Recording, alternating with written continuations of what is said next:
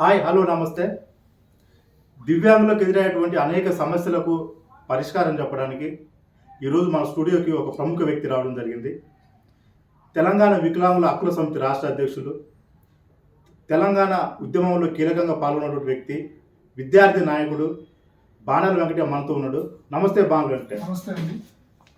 ఈరోజు ఇతర దేశాల వికలాంగులతో పోల్చుకుంటే మన దేశంలోని వికలాంగులకు కాన్ఫిడెన్స్ లెవెల్ తక్కువ ఉంటాయి. ఇది కారణం ఏమై ఉంటుంది? కాన్ఫిడెన్స్ లెవెల్స్ అంటే దివ్యాంగులలో ముందండి మీరేమన్నారు, విదేశాలలో వికలాంగులు కాన్ఫిడెన్స్ ఎక్కువ ఉండడం. అక్కడ ఏంటంటే సంపద ఉంది, అక్కడ చదువు ఉంది, పేదరికం లేదు. మన భారతదేశంలో చూసినట్లయితే పేదరికం, నిరక్షరాస్యత తోటి దివ్యాంగులు పుట్టడం జరుగుతుంది. ఎందుకంటే మేము దివ్యాంగ సమాజం అంతా పేదరికం నుంచి వచ్చిన వారు, ఫస్ట్ జనరేషన్ దివ్యాంగులు. వీరికి ఉద్యోగ ఉపాధి అవకాశాలు తక్కువ ఉండి వాళ్ళు చదువుకున్నంత చదువుకు పని దొరకకపోవడం, పునరావాసం దొరకకపోవడం, ఉపాధి అవకాశాలు దొరకకపోవడం వల్ల వారు యొక్క ఆత్మన్యూనత భావనకు కొద్దిమంది ఆత్మన్యూనత భావనకు లొంగిపోవడం జరుగుతుంది. విదేశాలలో ఎట్లుంటుందంటే దివ్యాంగులను వాళ్ళు గాడ్ గిఫ్టెడ్ చిల్డ్రన్స్ లెక్క చూస్తారు. ఎందుకంటే అక్కడ ఉన్న సమాజము వారిని అత్యంత ప్రేమగా చూసుకోవడం, కానీ వాళ్ళకి సంపద ఉంటుంది, ఆరోగ్యం ఉంటుంది, వైద్యం ఉంటుంది, అన్నీ ఉండి వాళ్ళకి ఏదన్నా ఒకటి హెల్త్ పరంగా వస్తే వాళ్ళకు ట్రీట్మెంట్ ఏమంటే ఉంటుంది, చదువు పరంగా ఉంటుంది, ఉద్యోగ పరంగా ఉంటుంది, బిజినెస్ పరంగా అన్ని రంగాలలో వాళ్ళని మోటివేషన్ చేయడం జరుగుతుంది. మరి వాళ్ళకు ప్రోత్సాహం ఇచ్చి బిజినెస్ మ్యాన్లు గాను, రాజకీయాలను, స్పోర్ట్స్ గాను వాళ్ళు ఎన్నుకున్న రంగంలో వాళ్ళు నిష్ణాతులై వాళ్ళ యొక్క దేశంలో వారు సంపూర్ణంగా జీవించగలుగుతారు సకలంగా. మన భారతదేశంలో ఎందుకు ఉండట్లేదు?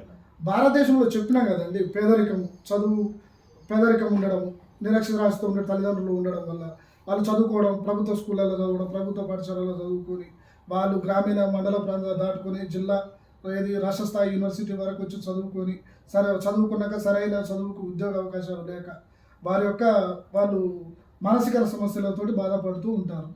అందువల్ల వారు చాలా ఆత్మన్యూనత భావకు లోనయ్యి ఎలాగే వాళ్ళతో పోల్చినప్పుడు వీళ్ళు కొద్దిగా జీవన ప్రమాణాలు తక్కువగా ఉంటాయి.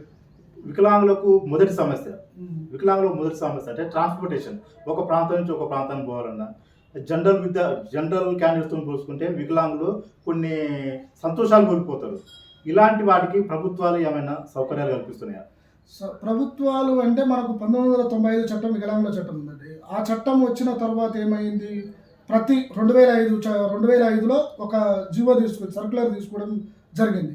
ప్రతి ప్రభుత్వ కార్యాలయాలకు, ప్రభుత్వ ప్రజా సదుపాయాలు ఉన్న కాడ, ఉదాహరణకు బస్ స్టాండ్లు అయినా, రైల్వే స్టేషన్లు అయినా, పార్కులు అయినా, ప్రభుత్వ బిల్డింగ్లు అయినా, షాపింగ్ మాల్స్ అయినా, ఎక్కడైనా ప్రజలు ఎక్కువ మంది ఉపయోగించే బహుళ అంతస్తుల బిల్డింగ్లకైనా ర్యాంపులు ఏర్పాటు చేసి అక్కడ వీల్ చైర్స్ ఏర్పాటు చేయాలని ఉంది. కానీ ఆ బిల్డింగ్లు కట్టేటప్పుడు ప్రభుత్వ కార్యాలయాలు కట్టేటప్పుడు గిట ర్యాంపులు ఏర్పాటు చేయకపోవడం, వీల్ చైర్లు విస్మరించడం వల్ల దివ్యాంగులు పోయి వారు అనుకున్న, ఇప్పుడు ఒక పార్కు పోవాలని ఒక దివ్యాంగులు ఉంటుంది, సాయంత్రం పూట పోలేని పరిస్థితి. ఎందుకంటే గేట్లు పెట్టి ఉంటుంది, రొటేట్ గేట్లు ఉంటాయి, మనం వీల్ చైర్ తోటి పోలేరు, స్టెప్స్ ఉంటాయి. అలాగే ఒక షాపింగ్ మాల్స్కి వెళ్ళాలి, మెట్లు ఉంటాయి, కొన్ని ఎస్కలేటర్లు ఉంటాయి, ఎస్కలేటర్లు కూడా దివ్యాంగులు ఎక్కి పోలేరు, కొన్ని కాడ లిఫ్ట్లు ఉండవు. ఇప్పుడు రీసెంట్గా ఎందుకంటే అన్ని వికలాంగుల సమాజం, ఎందుకంటే ఇప్పుడు సీనియర్ సిటిజన్లు కూడా వస్తున్నారు కాబట్టి ఇప్పుడు కొన్నిటికి వాళ్ళకి అవేర్నెస్ వచ్చి లిఫ్ట్లు పెట్టడం, ర్యాంపులు పెట్టడం జరుగుతుంది. ఇంకా చాలా 99% బిల్డింగ్స్కు లేకపోవడం వల్ల దివ్యాంగులు వాటన్నిటిని మిగతా సాధారణ ప్రజలు అనుభవించే సౌకర్యాలను దివ్యాంగ ప్రజలు అనుభవించలేకపోతున్నారు. అయితే 2016 చట్టంలో కూడా ప్రభుత్వ ప్రజా కార్యక్రమాలు నిర్వహించే ఎలాంటి బిల్డింగ్ అయినా దివ్యాంగులకు అనుకూలంగా ర్యాంప్స్, లిఫ్ట్స్ ఏర్పాటు చేయాలని చట్టం చెప్తుంది. కానీ ప్రభుత్వాలు అది ఏది అమలు చేస్తున్నట్టు ఎక్కడ కనిపించట్లేదు. అదే చెప్తున్నాం కదండి, మనం అడుక్కునేటట్టు అయింది. ప్రతి బిల్డింగ్కు ఇప్పుడు ఒక ఆఫీస్ కడుతున్నప్పుడు ఏం చేయాలంటే అధికారి ఎవరైతే ఆ బిల్డింగ్ పర్మిషన్ ఇస్తారో ర్యాంప్ ఉందా లేదా, ర్యాంప్ ఉంటేనే ఆ బిల్లు శాంక్షన్ చేస్తాడు. మాస్టర్ ప్లాన్ ఉంటుంది కదా, మాస్టర్ ప్లాన్లో ర్యాంప్, లిఫ్ట్ అది ఉందా లేదా చూసే పర్మిషన్ ఇవ్వాలని చెప్తున్నాను నేను. గతగా ఉన్నదాన్ని ఇప్పుడు మనం మాడిఫికేషన్ చేసుకోవాలి. ఇప్పుడు ప్రస్తుతం ఏవైతే బిల్డింగ్లు మిగతా ఏదైతే కడుతున్నారో, పార్కులు అయినా, మీరు అన్నట్టు సినిమా టాకీసులు అయినా, ప్రతిదీ ప్రజాప్రయోజనాలు సాధారణ ప్రజలు ఉపయోగించుకునే అన్ని వసతులకు ఉండే బిల్డింగ్స్కి అట్లాంటి పర్మిషన్లు ఉంటేనే యాక్సెప్ట్ చేయాలి. చేస్తే తద్వారా ర్యాంప్ లిఫ్ట్ వచ్చి దివ్యాంగులు వాటిని ఈజీగా యాక్సెస్ ఉంటుందని నా ఉద్దేశం. అయితే తెలంగాణ వికలాంగుల సంక్షేమ శాఖ ఉంది. ఆ సంక్షేమ శాఖ పనితీరు ఎలా ఉంది? వచ్చే రోజులలో వచ్చే టెక్నాలజీకి అనుగుణంగా ఇంకా ఏ విధంగా పనిచేస్తే బాగుంటుంది? తెలంగాణ సంక్షేమ శాఖ అంటే ఇప్పుడు మనకు తెలంగాణ రాష్ట్రంలో మలక్పేటలో ఒక ఆఫీస్ ఉందండి, బిల్డింగ్.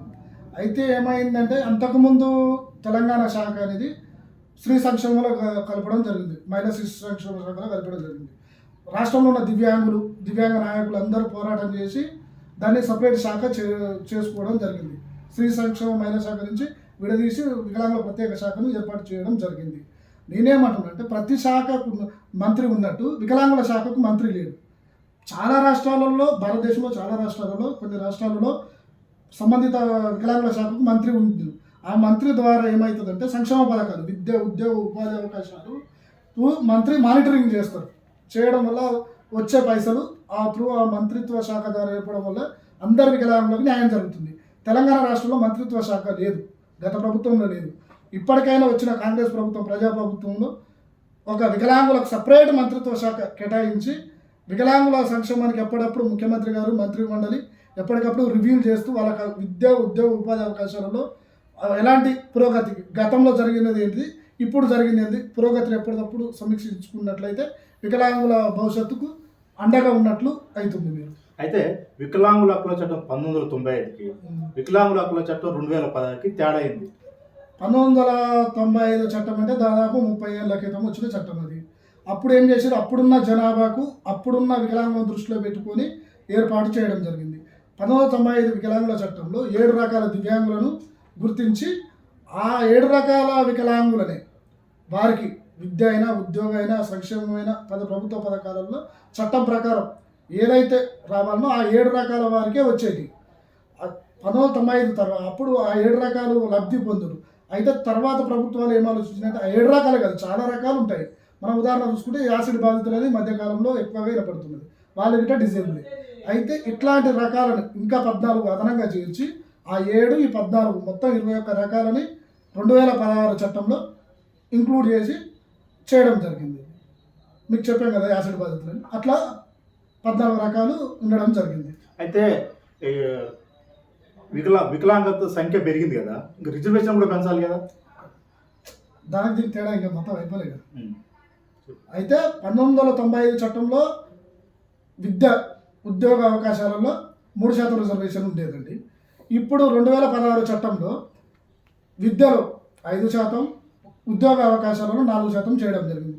ఉద్యోగ అవకాశాలలో అంటే ఇప్పుడు 21 రకాలు ఉన్నారు కదండి, 21 రకాలను ఏం చేసినట్టు 4 కేటగిరీలుగా డివైడ్ చేసారు. ఉద్యోగాలు ఏం చేశారు, 6 రోస్టర్ ఒక 100 జాబులు పడితే 6 రోస్టర్ జాబ్ అనేది బ్లైండ్ వాళ్ళకి, 31 రోస్టర్ పాయింట్ అనేది హియరింగ్ ఇంపైర్డ్ మూగా చెప్పుడు వారికి, మరియు 56 అనేది ఆర్థోపెడిక్ శారీరక వికలాంగులకు కేటాయించడం జరిగింది. అదే 82ది మల్టీ డిజేబుల్కి కేటాయించడం జరిగింది. అయితే అప్పుడున్న 1995 చట్టంలో ఏవైతే లోపాలు దాన్ని చూస్తూ అమెండ్మెంట్స్ చేస్తూ 2016లో కేంద్ర ప్రభుత్వం, ఎన్డీఏ గవర్నమెంట్ తీసుకురావడం జరిగింది. ఈ చట్టంలో చాలా విషయాలు, ఈ చట్టం ఏంటంటే ఒక వికలాంగులకు ఈ చట్టం అనేది ఒక రాజ్యాంగం లాంటిది. ఎందుకంటే ఇందులో ఒక 17 అధ్యాయాలు, ఒక షెడ్యూలు, ఒక 102 సెక్షన్లు ఉన్నాయి. ఈ అన్నిటిని వికలాంగులకు కేంద్రం ఏం చేయాలి, రాష్ట్రం ఏం చేయాలి, విద్య ఎట్లా, ఉద్యోగ అవకాశాలు ఎట్లా, వాళ్ళకి సంక్షేమ పథకాలు ఎట్లా, వీళ్ళకు జాతీయ నిధి ఏంది, రాష్ట్ర నిధి ఏంది, వీళ్ళ దివ్యాంగుల పట్ల ఏమైనా దాడులు జరిగితే వారిని ఎట్లా రక్షించాలి అనేది ఉంది. 1995 చట్టంలో లేనివి ఇందులో చాలా ఉన్నాయండి. ఉదాహరణకు చూసుకున్నట్లయితే మనం ఇప్పుడు సెక్షన్ 84 ప్రకారం 2016 ఆర్పిడబ్ల్యూ యాక్ట్ 2016 ప్రకారం సెక్షన్ 34 ఏం చెప్తుందంటే, జిల్లా ఒక రాష్ట్ర ప్రభుత్వం హైకోర్టు పర్మిషన్ తోటి ప్రతి జిల్లాలో ఒక సెషన్స్ కోర్టు లేదా ప్రత్యేక వికలాంగులకు ఒక కోర్టు వికలాంగుల కోసం ఏర్పాటు చేసి వికలాంగుల సమస్యలన్నిటినీ వారి యొక్క సమస్యలను, వారి యొక్క హక్కులను కాపాడడానికి కోర్టు పనిచేస్తుంది. అలాగే ఇందులో జాతీయ నిధి అని, రాష్ట్ర నిధి అని ఈ చట్టంలో పేర్కొనడం జరిగింది. జాతీయం అంటే కేంద్ర స్థాయిలో జాతీయ నిధిని ఏర్పాటు చేసి దానికి ఫండ్స్ కేటాయించి దాని ఫండ్స్ అన్నిటి వికలాంగుల దేశంలో ఉన్న వికలాంగుల సంక్షేమానికి కేటాయించి ఆడిట్ చేస్తే ఎప్పటికప్పుడు దాన్ని పార్లమెంట్ ముందు పెట్టాలి. అలాగే రాష్ట్ర నిధి గీట ఏంటంటే ఇక్కడ గీట రాష్ట్రం బడ్జెట్ నుంచి రాష్ట్ర నిధికి ఫండ్స్ ట్రాన్స్ఫర్ చేసి ఆ నిధి నుండి దివ్యాంగులందరికీ, రాష్ట్రంలో ఉన్న దివ్యాంగులందరికీ ఫండ్స్ ఖర్చు చేసి వారి సంక్షేమానికి ప్రభుత్వ పథకాలకు అందించి వాటిని ఆడిట్ చేయించి శాసనసభల ముందు ప్రవేశపెట్టాలి. తద్వారా దివ్యాంగులకు న్యాయం జరుగుతుంది. చాలా సెక్షన్లు ఇప్పుడు నేరాలు 95 చట్టంలో నేరాల గురించి ఎక్కువ లేదు. ఇప్పుడు 95 లేకపోవడం వల్ల ఇప్పుడు 2016 చట్టంలో దాటిని పెట్టడం జరిగింది. ఇందులో నేరాలు, వికలాంగుల మీద నేరాలకు సంబంధించి సెక్షన్ 89 నుంచి 95 వరకు క్లియర్గా మెన్షన్ చేయడం జరిగింది. సెక్షన్లు ఏం చెప్పారంటే ఇప్పుడు సపోజ్ ఇప్పుడు మీరు అన్నట్టు కోర్టు అని చెప్పాము కదా, 84 సెక్షన్ కోర్టు ప్రత్యేకంగా డిజేబుల్స్కి ప్రతి జిల్లాలో పెట్టాలి. అలాగే 91 సెక్షన్ ఏంటంటే ఒక దివ్యాంగుని, ఆయన లబ్ధిని, ఇప్పుడు నేను దివ్యాంగుడిని, నాకు వచ్చే లబ్ధిని ఎవరైనా ఉద్దేశపూర్వకంగా కానీ మోసపూరితంగా ఇంకో నకిలీ వికలాంగుడు కానీ నాకు వచ్చే బెనిఫిట్ని అడ్డుకుంటే అతనికి 2 సంవత్సరాల జైలు శిక్ష, 2 లక్షల జరిమానా, ఒక సందర్భంలో రెండింటిని కలిపి విధించవచ్చు కోర్టు.